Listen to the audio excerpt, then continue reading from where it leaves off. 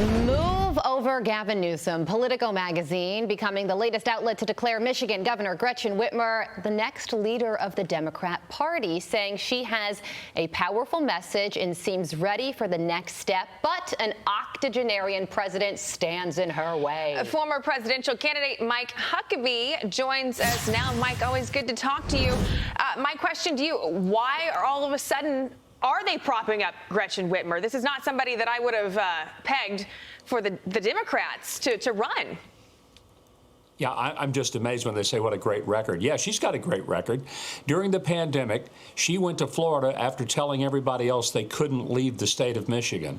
Her husband went fishing when she told everyone in Michigan they couldn't. She shut down everything, not just the schools, hardware stores, every kind of business imaginable. She was ruthless in her autocratic ways of governing.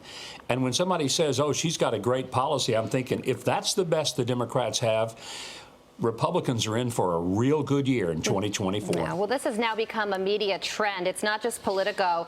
The Atlantic wrote a headline, "Why Not Whitmer?"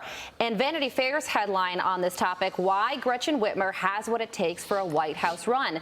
Tudor Dixon ran for governor of Michigan against Gretchen Whitmer and lost. Here's what she had to say about all this.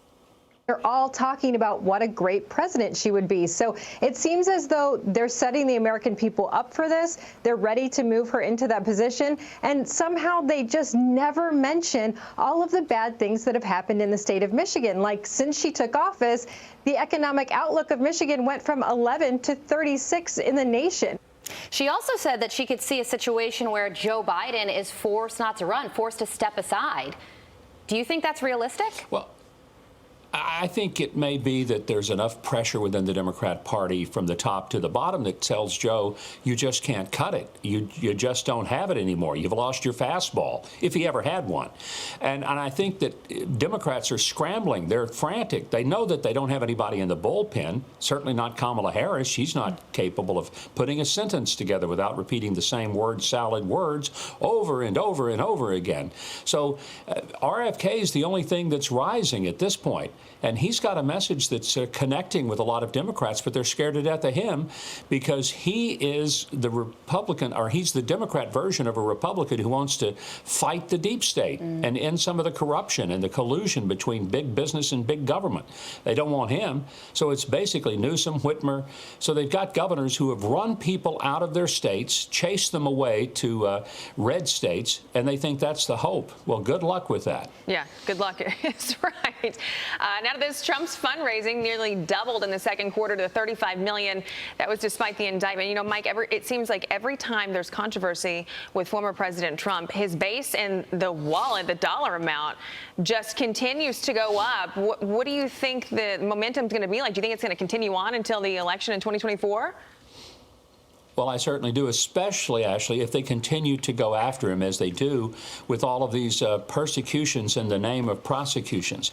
People look through this and they realize this is not a standard of justice. This is a standard of weaponizing the government and turning our government agencies into political arms. And people are genuinely disgusted when that happens. And it shouldn't happen to Democrats and it shouldn't happen to Republicans. It's not how the country's supposed to work. So I do think that it just makes him stronger. It's like the movie Wolverine. You shoot him in the head and he spits out the bullet, comes out stronger. It's just not working.